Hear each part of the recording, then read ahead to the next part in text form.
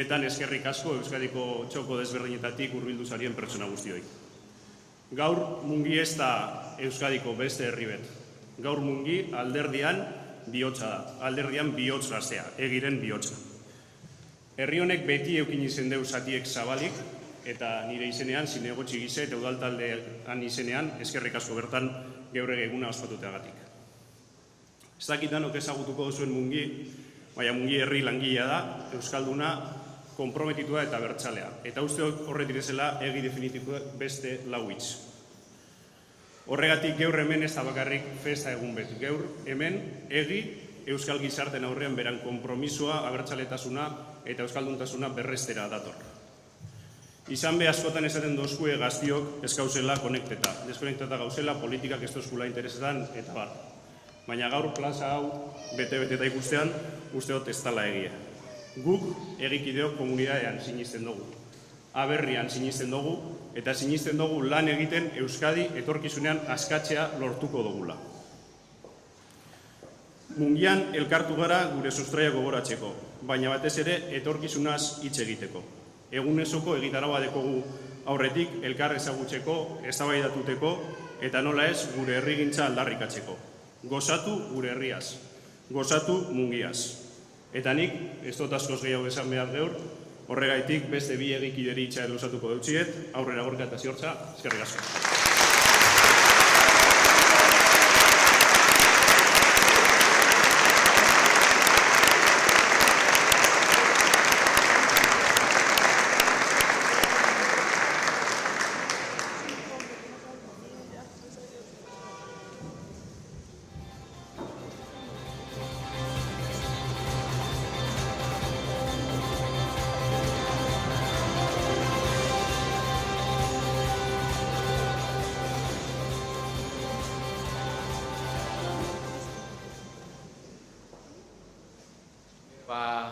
Egun hon eta eskerrik asko dan hori gerturatu izanagatik. Pixka bat, hasiko gara kontetan, nola izan gure ibilbidea egin, ziortzak eta biok. Nire kasuan, egin duela, nire ibilbidea duela pare bat urte hasi gintzan. Egia da betidanik ezagutu izan duan gauza bat izan dela, etzetik jasotako giro eta balioen ondorioz. Baina, 17 urte bete nituen arte, ez zitzaidan benetako jakin minik piztu. Jakimin hori, kalean edo ikastetxean ikusi nituen jarreren ondorioa izan zen. Ikasten bilela, gero eta gehiago ohartzen hasi nintzen gauzak nola zijoa zen. Beste gazte eredu batzuetan fijatzen hasi nintzen, esan duan moduan, kaleetan, ikastolan, eta lehen momentutik banekien horrek ez zuela nire pentsatzeko modua islatzen. Eta gainera, horrez gain, zerbait gehiago egiteko beharra sentitzen nuen, ez nuen ikusle zoia izan nahi. Gainera, ematen zuen hori zela euskal gazteriaren ahotsa, ez horrela gazte eta abertzale izateko beste eredurik, eta eurek zirela eusko gazteriaren ahotsa. Horrek, pentsatzera eraman ninduen, hori ezin dugola onortu. Eta egin handi batean, hori izan zen, egira hurbildu ninduena. Ez dakit zure kasuan ziortza, nola izan zen zure egin sartzea. Nire kasuan, zure antzera zuk lehen komentatu doztezu, galdetu dut zenbat urteko zen, ez doztezu 18, ni behantzera 17 urte gazeldu nintzen egira, eta, nik egia esan zelan helduna zen hona, ez dakit nik etxean politika beti ondan bai gainean. Gogoratzen dut aita eta ama, horrik uste dute zela, aita eta ama beti egon dira politika gintzan sartuta, eta gaztetatik egon dira egin militatzen. Amama be, beragaz bizitzen ginen lehen, amama be osoa bertzalea zan, eta politika hitz egitea asko gustatzen zitzaigun etxean, ez da beti egon da gure ahotan. Gogoratzen dut lan anekdota bezala, ni txikitzuan nintzenean amamak berba pelota asko egiten josten, eta gogoratzen dut zelan teleberria gazafaltzen gendun, eta orduan nik 8 urten euskasanean egoan Aznar kongresuan, presidente bezala, eta Ibarretxe hemen Euskadi. Eta gogoratzen dut, mama txikitatik esaten zoztela telebista ikusten behitu. Hau, Aznar, hau da txarra, honik ez dozku gure itzi nahi euskaldunak izaten, honik ez dozku gure dozku kendu dana. Eta Ibarretxeri, todo lo contrario, pelota eukiten jotzen, ai, que guapo, ze ondo Ibarretxe, ze hona dan. Eta horregaz ezinaz eta hasi izanaz, nik txikitatik jakin izan dut, bakoitzaren bidea zein dan eta gu geu zer izen bargaren. Eta ez dakit benetan, orain itzen dugu igual zein izan klika, edo zelan aldatu gendu txipa, baina papelak betetzeko orduan, zuk zeunetan egin zen du. Niretzat klik hori, giro sozial eta politikoa zaratago, zeozer gehiago izan zuen eragina klik horretan. Azkenan niretzat egi definitzeak edo egin sartzean definitzeak, ez da gauza arraza, gure sentimendua ez dalako horretara mugatzen, zerbait gehiago da. Horregaitik momentu batzuetan ulertzen duzu hau ez dela politika hutsa, hau herri baten bidea, herri baten etorkizuna, herri baten historia dela. Eta nire buruari bi galdera genizkion. Nor garagu eta nondik gatoz gu. Galdera horiek hausnartu ondoren, argi izan nuen, zein izan zen eta zein izan da gaur egun arte 150 urtez lanean ari izan den alderdia, zein alderdi egon den Euskadiren momentu zailenetan besteekin elkarlanean eta zein izan den nirekin gehiago identifikatzen alderdia. Zure kasuan...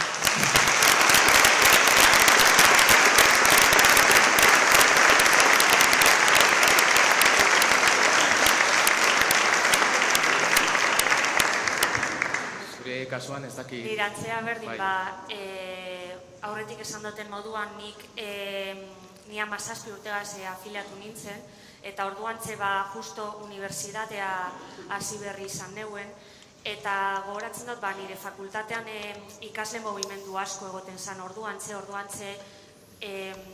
ikasle abertzaleak egoten zan oso aktibo, eta nire klasean ikaskideak politika gaiak asko irteten ziren. Eta, niretzako momentu hori oso deserosoa itzetan zan, nik banekien politikan sartutan nengoala, baina zaila zan hitz egitea horrelako kontestu baten.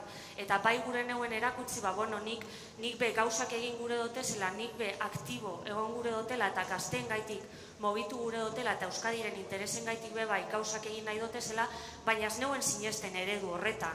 Horraitik niretzako oso deserosoa izetan zan. Eta bai, moneuen pausua hori 17 urtegaz esan egon etxean, afiliatuko naz. Segaitik, beti pentsatu izan dotelako Euskadiren ongizatean. Nire ongizateaz gain, be bai fijatu izanaz beti gizartean. Jendea ondo bizitzean eta gure lurraldean, hori jendea posik eta gustora egotean eta ongizatean esan duten modura.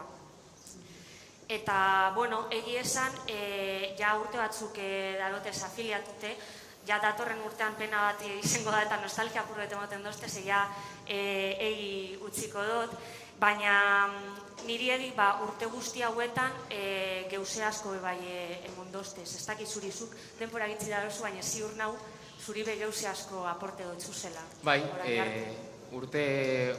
bi urte hauetan, konturatu naz, behin egin barruan zaudenean, zenbaterainoko garrantzia duen erantzukizuna hartzeak eta konprometitzeak. Ikusten duzu zelako lana dagoen honen guztiaren atzean, eta gainera, gauza oso polit bat, bidean pertsona asko ezagutu egiten dituzu, zure bizitzaren zati izango diren pertsona batzuk, asko irakasten dizutenak eta pertsona moduan hasten laguntzen dizutenak.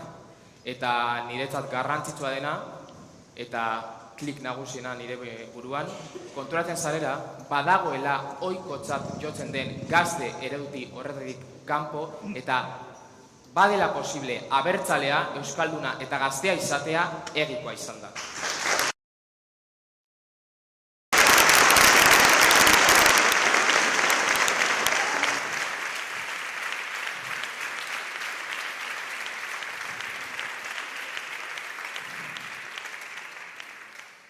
Zu, denbora gehiago dara marzu, kontatuko dozkizu.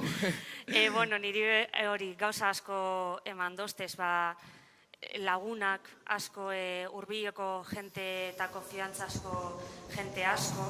Eta, Gorkak aipatu dauen modura, gaur egun hain individualista da gizarte baten, polita da bai zerbaitekiko konpromisua hartzea, ez da? eta guk afiliatu ginenean lehen egon gara hitz egiten. Afiliatu eta momentuan konpromiso hori hartzen duzu alderdiarekin.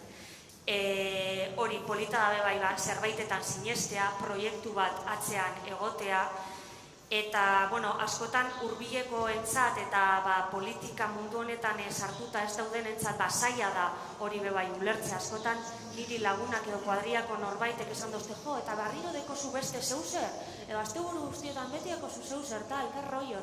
Baina, nik ez dut hartzen horrela, nik kompromiso polito hartzen dut, kompromiso bateko dago, eta, baliogarria sentitzen nazelako. Eta sentitzen dutelako zerbait egiten dutela herrialde honen favoretan. Eta askotan, kuadrilan eta komentatzean gaiak ertetzen dire, politika gaiak, ez deurie askotan niri esaten doztie, errezena da gu kritikatzea gobernuan gauzelako.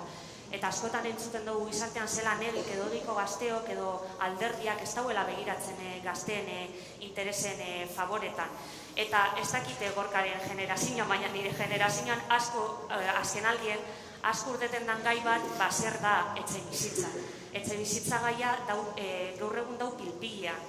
Eta urbilenekoen guk ja badekogu adin bat, 30, 28, 30 urte horietara, jente askok gure deu eta dabil begiratzen, etxe bizitza bat lortzeko aukera zeintzuk direzen gaur egun, ezta? Eta, zentzu horretan nik uste dut egik bai sinesten deuela alderdiak dekon proiektuan, ezta? Eta zein da proiektu hori?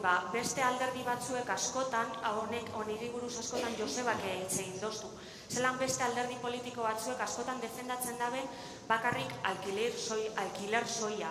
Baina guk geuk asteok eta Euskadin, gehiengok bai gure dugu etxe bizitza propio bat lortu edo gure etxe bizitza bat eukin. Eta usteot alderdiak hau ozenki defendatzen dagoela eta egiten ditugun edo defendatzen dauzen diru laguntzak, bai dagoz begiratuta bai alkilerrerako aukera emateko edo alkilerrerako edo bai erosteko. Ze jenteari bietarako aukerak eskaini behar dakiez.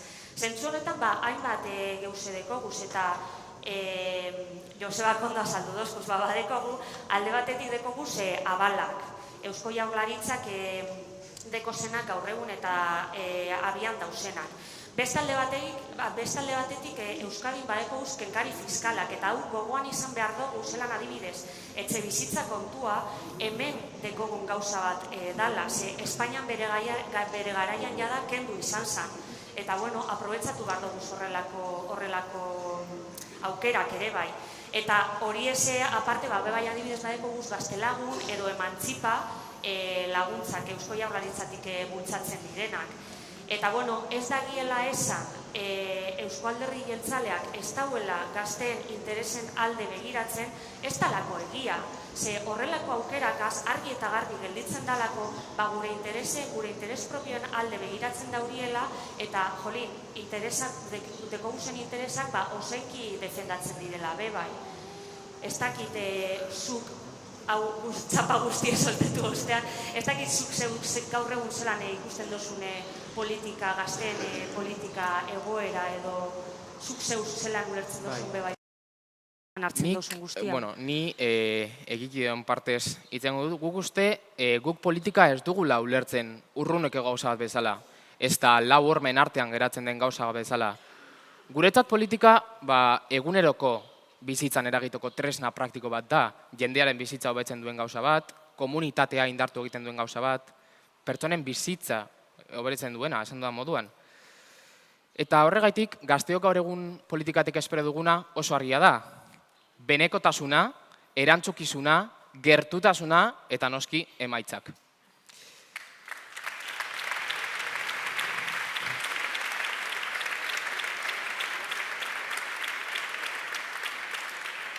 Honegatik, gazte batek ez du zarata gehiagorik nahi, ez du titular utzik nahi, ez da gaur egun modan dauden maximalismorik nahi.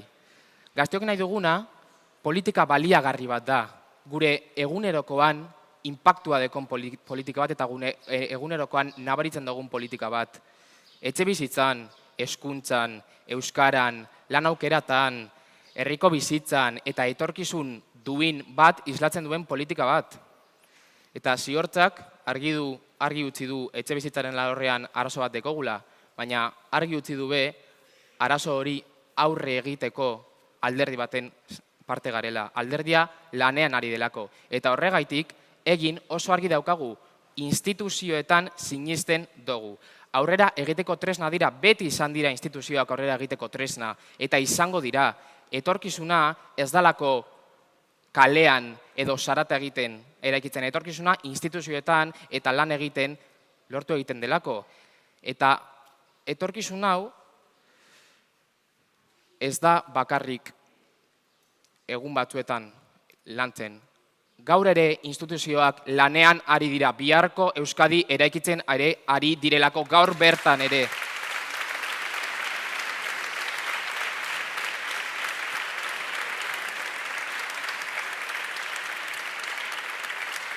Baina, bueno, oso polite geratzen da etorkizunaren kontua, baina etorkizuna ez da soilik instituzioetan lantzen den gauza bat. Ziur nago, hemen gauzen askori gertatu izan zaigula azken aldian, espazio jakin batzuetan, kalean, unibertsitatean, lagun inguruan, gero eta gehiago nabaritzen dugula badagoela gu isilarazi nahi gaituztenak. Badaudela gu bigarren plano batean egotea nahi dutenak eta gu eskematik borratu nahi gaituztenak. Horregaitik, askok pentsa dezakegu, hobe ez hurbiltzea, hobe hemendik kanpoz egotea, hobe ez konprometitzea, azkenean errazagoa da beste alde batera begiratzea. Baina hori da egon behar dugunaren arrazoi nagusia. Horregaitik abertu behar dugu eta gure ideiak argi espresatu. Gaur egun kalean eta hemen dekogun espazioa ez dugelako inork oparitu. Hau, aurrekoek borrokatu eta lortu egin zuten eta gure eginkizuna da espazio hau betetzea, handitzea eta defendatzea.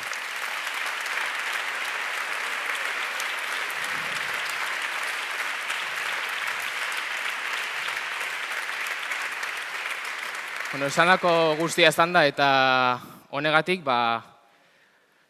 gaztea bazara, baikorra bazara, euskaldun egiten gaituena dela pentsatzen baduzu eta sinisten baduzu, askatasuna maite baduzu, herri libre eta solidario baten alde egiten baduzu, pertsona ororentzako eskubide eta askatasun guztiak nahi badituzu. Gure etorkizuna eraiki nahi baduzu eta Euskadi maite baduzu, zu egikea zara.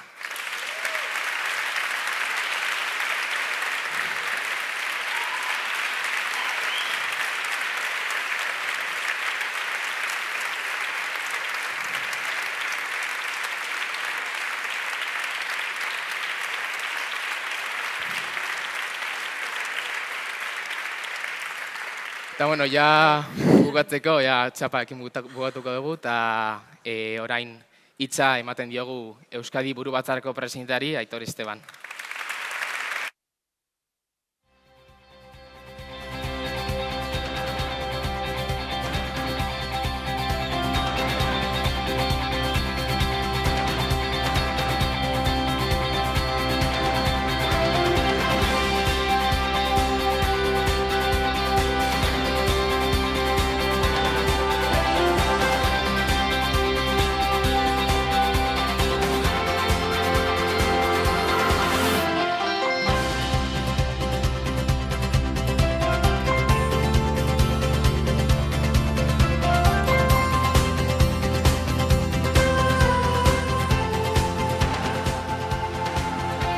Egunon.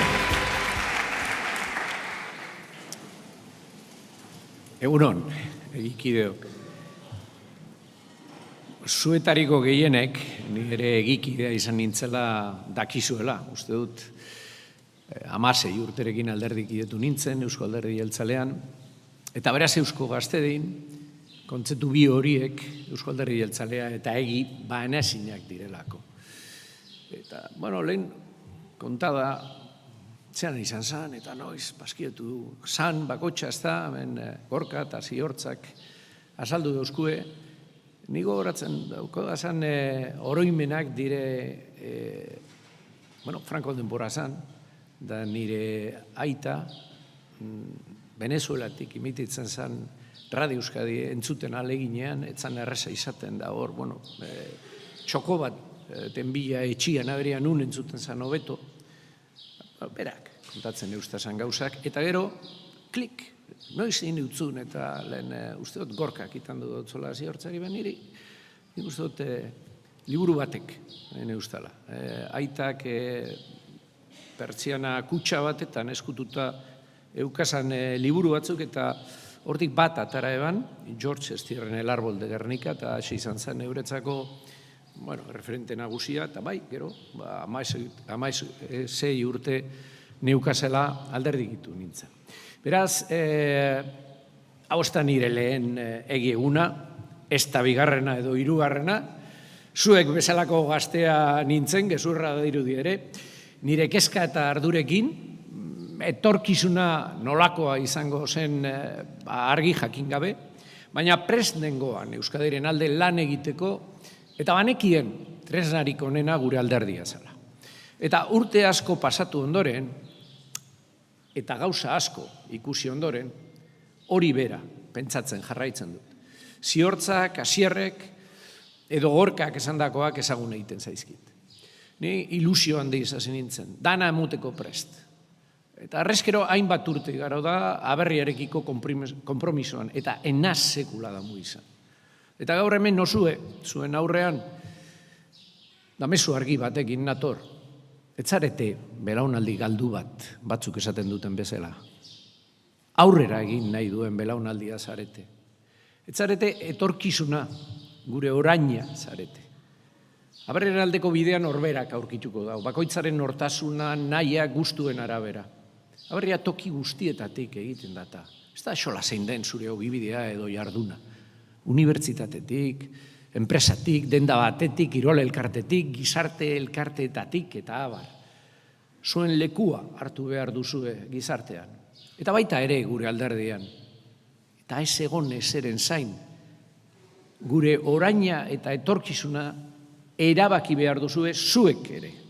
Zuen unea ez da etorkizun urrunean hasiko. Zuen momentua hasi da Euskadik orain hemen behar zaituztelako.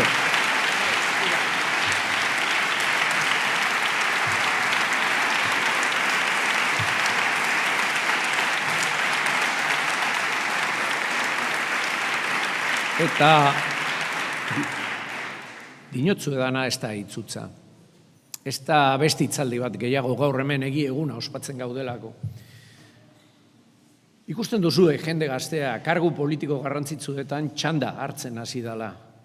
Ikusi duzue Euskadi Buru Batzarrean, baita zenbait edo alerritan ditugun alkatetzetan. Eta 2027an aurkeztuko ditugun hautagai asko gazteak izango dira. Gazteak izango zarete. Hautagai asko hemen berton zaudete eta guri dagokigu zuen aleginean laguntzea. Eta ni horretara konprometitu naz. Alaxe agindun eban orain urte bat atanon Euskadi Buru Batzarraren buruan aukeratua izan nintzenean, eta hitza ematen dizuet beste behin ere hemen Mungian. Datozen garaietarako zuen laguntza behar dugu.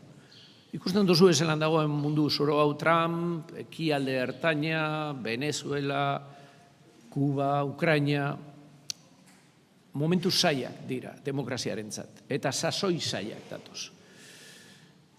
Gure egunerokotasunean eragina duten gatazkak dira. Presioen gorakadan, adibidez, eta busti beharra dago. Gure aldestu behar dugu. Eta lidergoa erakutzi egoera honetan. Politikariak gidatzeko dagoz, ez berba utzetan aritzeko. Benetako politikaren muina akordioak egitea, eta herrikidei egia esatea da. Bide aukeratzea askotan, iparroratz barik, zagozala, argitzalean, ez dala erreza badakit. Eta politikan hartzen diran erabakiak ez direla sarritan guztien gustokoak ere. Baina konponbideak aurkitzeko politika ezinbestekoa da, eta gure herriarentzat alderdia guztiz beharrezkoa da. Gure eskutik herri honek egin duen ibilbideaz harro egon gaitezke. Harro egon gaitezke. Aste honetan bertan, jakin dugu, Nazio Batuek Euskadi aukeratu dutela demokrazia babesteko politiken nazioarteko eredu gisa. Eta hau eredu baten ondorioa da, gure ereduaren ondorioa, eta ez bestena.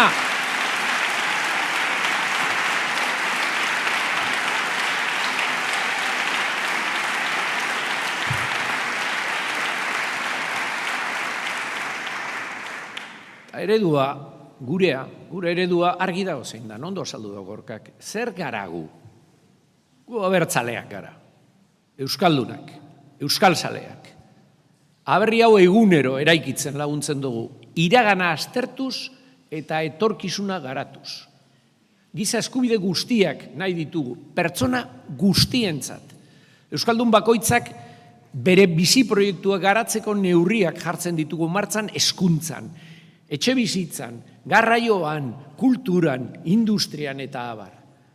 Dana gure gaztediaren eskutik. Hori da gure eredua, Eusko Alderdi Jeltzalearen eredua, egiren eredua, baina zer egiten dute Ernaik eta GKS-ek? Ze ekarpen egiten diote gizarteari? Pankarta baten atzean jartzeak zeo zer konponduko du berez? Gazteak eta irakasleak seinalatzeak unibertsitateetan edo txosna guneetan? Iraintzeak, euren moduan pentsatzen ez dutenak beldurraren bitartez isilarazteak, ze irakatzi diete, nork irakatzi die. En nuestro país siempre ha existido el integrismo, la intransigencia que busca imponer, empezando ya en el siglo XIX con los carlistas, que hablaron siempre de ir al monte, de partidas, de guerras civiles, porque el integrista no ha concebido nunca el triunfo de sus ideales en la historia más que a través de la imposición y de la guerra civil. Y así hemos vivido hasta nuestros días ese integrismo de uno u otro color. Controlar la calle por la presión o el miedo. Pero en realidad, como solía recordar don Manuel de Irujo, el vasco no es enemigo de extremismos. Él decía que, bueno, habrá entre los vascos gente que sea extremista, no lo dudo. Pero lo que niego es que esos extremismos representen el promedio de la gente vasca. Beñola, Francoren barne ministroa zen Fraga Iribarnek, la calle es mía, esan zuen. Horren antzera, gaur ere batzuk, kalea beraiena dela uste dute. Baina izan argi, kalea guztiena da, eta etorkizuna gurea da. Etzan inolako zalantzarik, ez euki inolako zalantzarik, ausartak izan, guk ez dugu seinalatzen, guk proposatzen dugu, guk ez dugu jukatzen, guk aberria eraikitzen dugu. Eta Euskadi eguneroko lanez eraikiz eta ez apustuz defendatu eta hitzen da. Ez zarata marru eta pankarta baten atzean. Gu gara, alderdia da, herrialde hau eraikitzeko dena ematen duena. Euskadi fidagarria, seguru eta sendoa izan dadin, autogobernuaren eskutik ongizatea eta industria bultzatuz, Europari begira dagoen herria, askea izan nahi duena.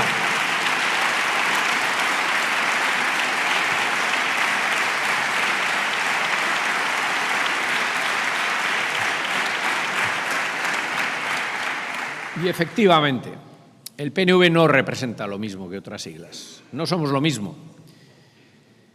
Porque frente a quienes se camuflan, se esconden o simplemente ya no saben ni lo que son, el PNV habla alto y claro y lo hace con coherencia y sin demagogia. Con la coherencia que da mirar de frente nuestra trayectoria, con la que nos reconocemos en el hacer de hoy. Sin demagogia, atreviéndonos a explicar a la gente las cosas como son, no endulzar los oídos con eslóganes fáciles, pero irrealizables.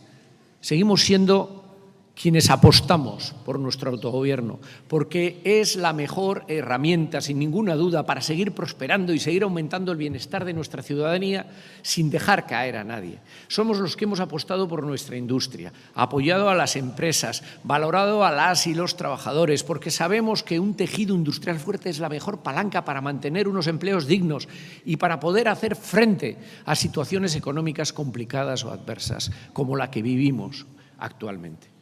El mejor escudo social es el escudo industrial, sin duda.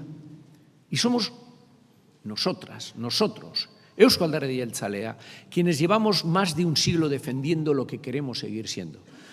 Nuestro país, nuestra identidad y nuestra lengua, haciéndolo desde la centralidad política, sin caer en extremismos ni populismos, entendiendo que en este proyecto común que es Euskadi, todas y todos tenemos un lugar, mirando también más allá, sabiendo que formamos parte de Europa, que es el futuro, y afirmando que Euskadi merece su lugar en ella al mismo nivel del resto de las naciones que la conforman. Somos, en definitiva, quienes hemos contribuido de forma decisiva a construir este país y a convertirlo en un país serio, en un país confiable. Y lo hemos hecho sin señalar, sin gritar.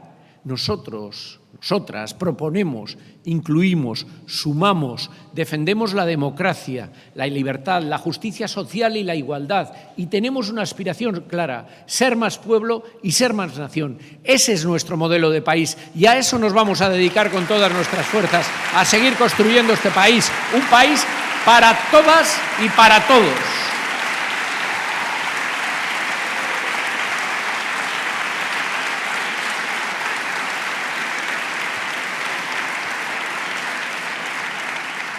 Construir el país, y en esto creedme, sois imprescindibles, todas y todos, cada uno, cada una de vosotros y vosotras. Egi lo lleva en su ADN y en su simbología. Por una parte, la antorcha. La antorcha de su emblema original es la del cuadro de Guernica y simboliza la antorcha de los Gudaris del 36, que ha pasado a todas y todos vosotros. Y por otra, aquella pegatina, que a mí me encantaba, de la transición, en la que se veía un joven con chapela que directamente parecía estar señalándote, interpelándote, diciéndote Euskadik behar zaitu. Sois el eslabón de una cadena. No vamos a avanzar, no podemos seguir avanzando si no lo hacemos de vuestra mano. Sin vosotros, sin vosotras, no hay segundo paso. Danak zarete beharrezko, ezinbestekoak. Euzko Alderdi Jeltzalea es clave en la construcción del país. Y además representamos la centralidad política del mismo. Esto no es un eslogan, no es palabrería. Es algo que se comprueba en el día a día. Ayer mismo, con el acuerdo alcanzado en Madrid por nuestro gobierno, es un acuerdo amplio, centrado en lo que importa, no solo aumenta nuestras capacidades políticas dando pasos en la consecución del Estatuto de Gernika, de la ampliación del Estatuto de Gernika con 7 nuevas competencias, sino que además los acuerdos incluyen medidas industriales y de seguridad, algunas de las principales preocupaciones de la ciudadanía hoy en este contexto de dificultad.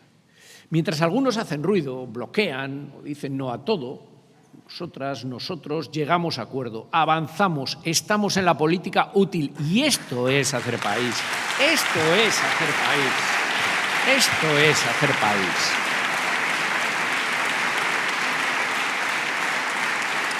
Eta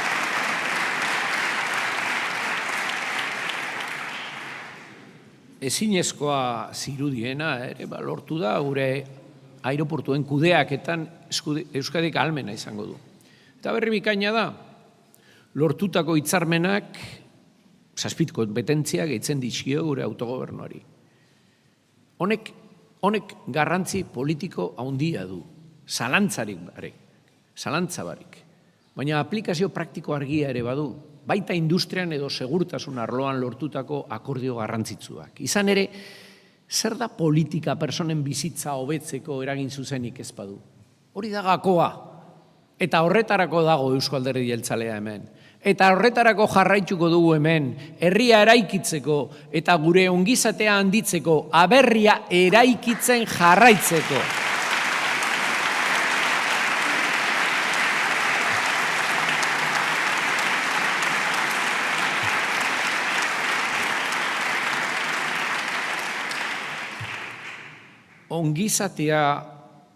Ongizatea lanaren ondorioa da, ez zaitezte aiztu sekula.